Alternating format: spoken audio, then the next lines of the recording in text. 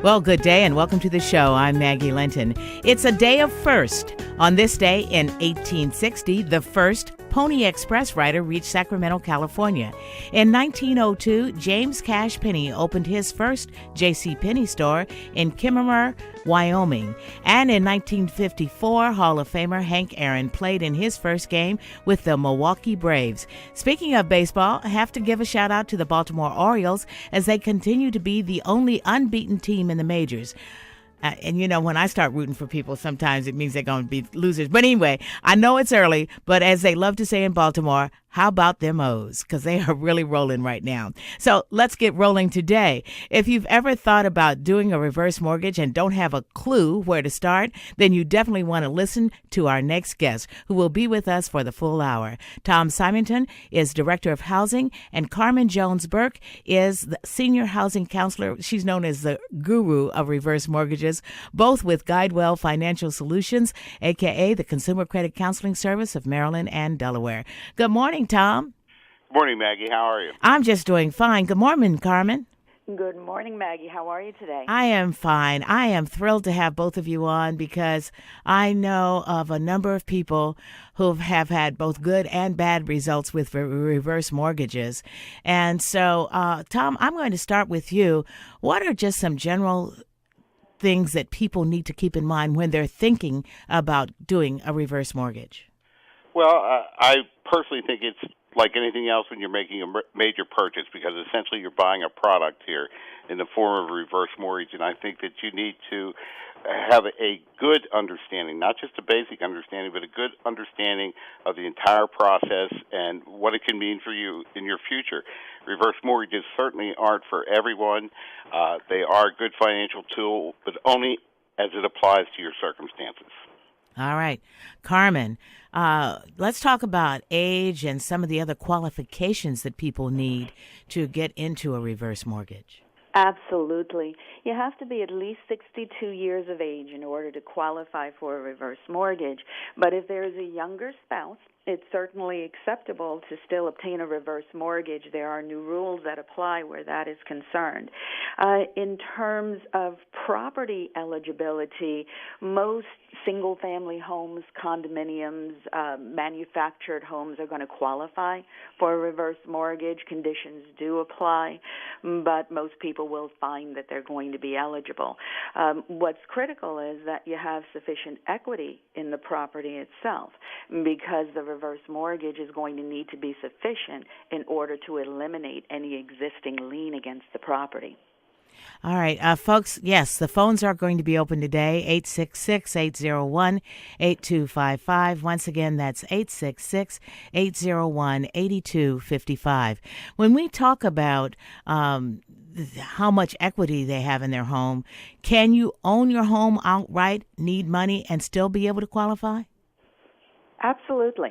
If you, in fact, don't have an existing mortgage balance, all that much the better, because you're going to have access to more funds for your own purposes under those circumstances. There are additional things that happen now, because once upon a time, the rule pretty much was that if, in fact, you wanted a reverse mortgage and you were old enough and the property qualified, you were going to get a reverse mortgage. But now lenders are required to complete a financial assessment. So what your credit history has been, what your outstanding obligations are, could truly impact what's going to be available to you from the reverse mortgage. In fact, whether you're going to be able to qualify at all at this point. Okay, Tom, as Carmen just said, many different options. Let's begin talking about some of the options when people come to you. What do they need for qualifications? I'm sorry, that was to me? Yes, to you. Mm-hmm. Well... Hello? If I can. Yeah, go ahead. When they come to us in terms of applying for a reverse mortgage, what they're actually doing is trying to obtain a certificate in order for the lender to be able to process their loan application. So what we do is say, let's talk about your income. Let's talk about your expenses. Let's talk about what your assets and your liabilities are. We're going to look at numbers with you. We're going to talk about your circumstances, and we're going to help you try to make a determination as to whether or not a reverse mortgage is, in fact, a good option for you. We're not going to tell you whether or not you should or shouldn't apply for a reverse mortgage, but we're going to try to make sure you're making a good, informed decision. Ultimately, the goal is for that individual to obtain a certificate verifying they have enough good basic understanding in order to go forward with applying with a lender. Can a reverse mortgage actually stop something like a foreclosure? Sure. Or mortgage default? It absolutely could. If someone is in a foreclosure status and there's sufficient equity, the reverse mortgage absolutely has the potential for saving the home at that point. It does. We've seen that happen on a number of occasions. Yeah, but how close to foreclosure should they be? As soon as they find out, should they start talking with you all, or what? Tom, can you answer that one? Yeah, I think as soon as they get into financial trouble, that should be one of the options that they're looking at. If they're 2-3 months behind on their mortgage, they should be looking at that. Many times, if it approaches a sale date, you can actually speak with the plaintiff's attorneys, and if it's in the process of trying to obtain a reverse mortgage, many times the lender servicer will postpone the foreclosure pending the outcome of the reverse mortgage application. So the sooner they get in to talk, it's the better, huh? Yeah, it's just like anything else. The sooner you address your problem, the better off you are. Always. Once again, we're talking with Tom Simonton. He's Director of Housing. And Carmen Jones-Burke. She is Senior Housing Counselor, both with GuideWell Financial Solutions. And they are here today to talk about reverse mortgages because there's so much we don't know. Is there help out there for people with reverse mortgages? When you say is there help out there, are you referring to the individuals we hear about that are possibly in default on reverse mortgages? Yes. That's one of the things that's been a major concern, and HUD has taken some steps to try to address that issue. We've seen a default rate up to 10% on reverse mortgages, which is pretty high. And typically that happens because people don't have the resources to pay their property taxes, their homeowner's insurance. They're not able to keep up with the maintenance on the properties.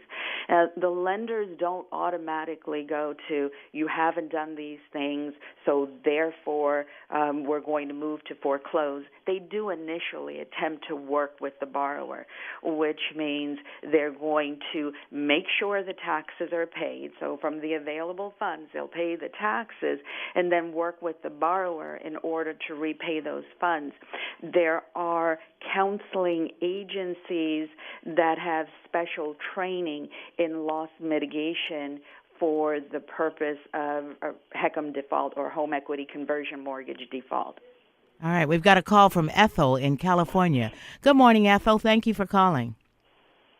Yes, my question is that my mother-in-law has moved with us to California. However, her home is bought outright and in very good condition. But when Detroit went bust, it went down to $19,000. Now the market is back up, and she can sell it for about $55,000. And she wants to purchase a home out here in California. Wondering how a reverse mortgage would help us to obtain a home in California.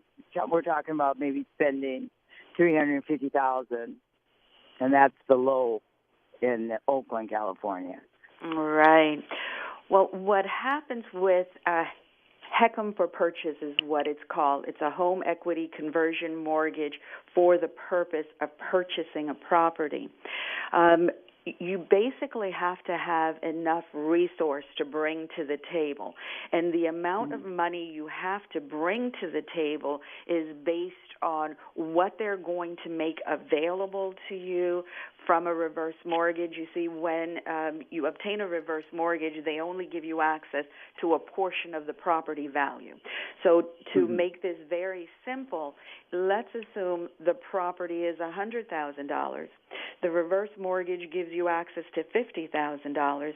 You need to bring the other $50,000 plus whatever the closing costs are to the table in order to make that work. So there is a calculation that would need to be done in order to determine how much you would need. I see. Thank you very much. All right. Thank you, Ethel, for your call. Good luck to you and your mom. That can be tough, can it? Only being able to have access to half? Well, it's based on at the age of 62, you get access to approximately 0.524%, but at the age of 92, you'll have access to 0.75%. So the older you are, the more of the property value you have access to. And, you're always looking at what are the goals, and is the reverse mortgage actually going to enable you to meet those goals?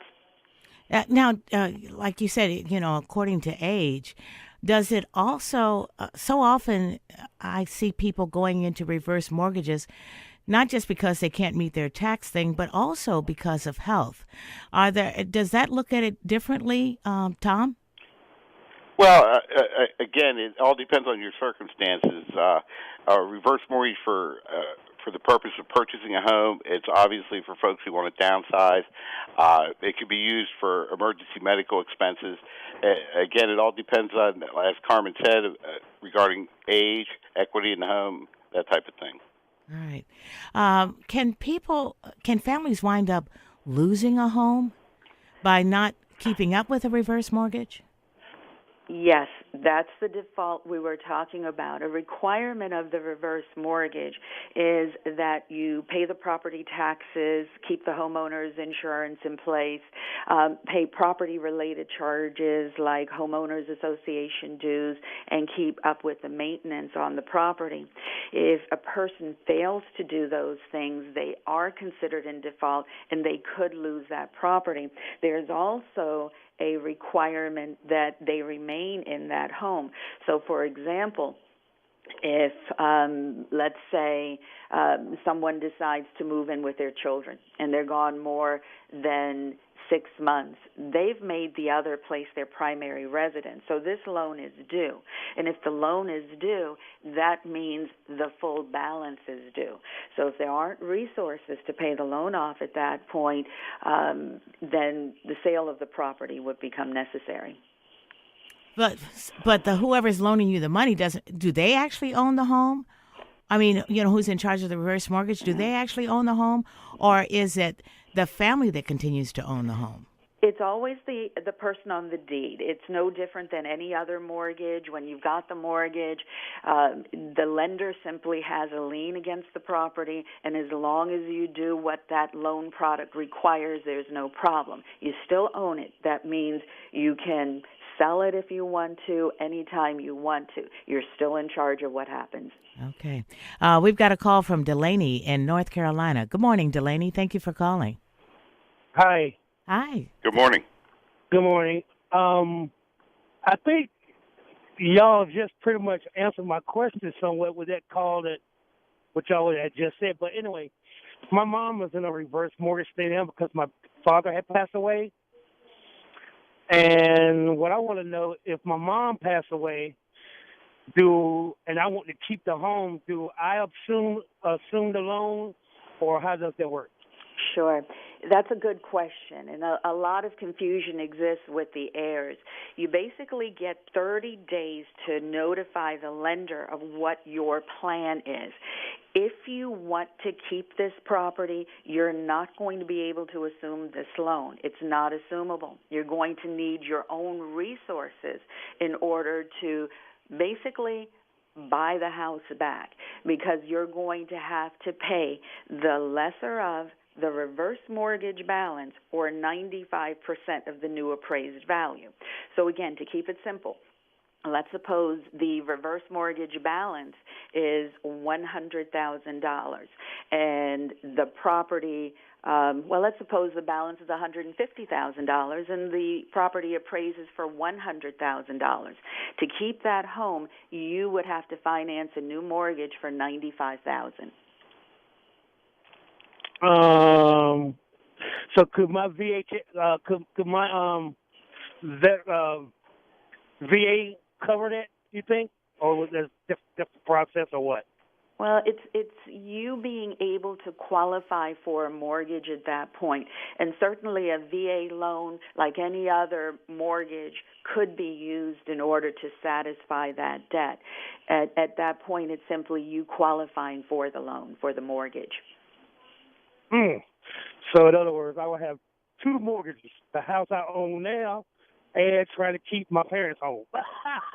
Yeah, that's a lot, isn't it? That's definitely a lot. It sure is. Well, Yes, what would you do with your parents' home? Would you rent it or move into it, or what? I would probably rent it, because there's no need to sit there and let it fall in. Because once somebody move out of a house and no life is in it, it always seems to fall in for some reason. But I would definitely want to keep it because of my birthplace. It's a sentimental thing. Yeah. Well, I guess you recommend. Am I right, Tom, that he go and talk to someone locally? I would talk to local lenders, that offer VA loan products, that type of thing. There's maybe Carmen can explain to him about the non-recourse provision that limits the amount that would have to be used to satisfy the mortgage if he decided to purchase it. Maybe that will enlighten him a little bit. Right. Again, as I mentioned, you never have to pay more than 95% of the new appraised value if, in fact, that is less than the reverse mortgage balance. I think a lot of heirs run into problems when they're not keeping up with the timeline, because there is an absolute timeline to get this accomplished. As I mentioned, you've got 30 days in order to notify the lender of the intention. And then typically what you find is if you're trying to finance a new mortgage, you're going to get 3 to 6 months to get that accomplished. So communication becomes key. And you may want to see about pre-qualifying for a mortgage if this is coming up soon. That's a good idea. Yeah. Oh, okay. Okay. Are your parents, is your mom, dad, whatever, still in the house right now? My mom is. Yeah. It's something to look at even before more money is given to them. If you're thinking about it, maybe start putting it in motion. But again, talk to someone locally. Okay. All right. I will do that. Thank you. Super. Thank you, Delaney. Listen, we've got Leslie on the line from Baltimore. Just hang on, Leslie. I've got to take a break. When we return, more about reverse mortgages. So stay tuned. We'll be right back.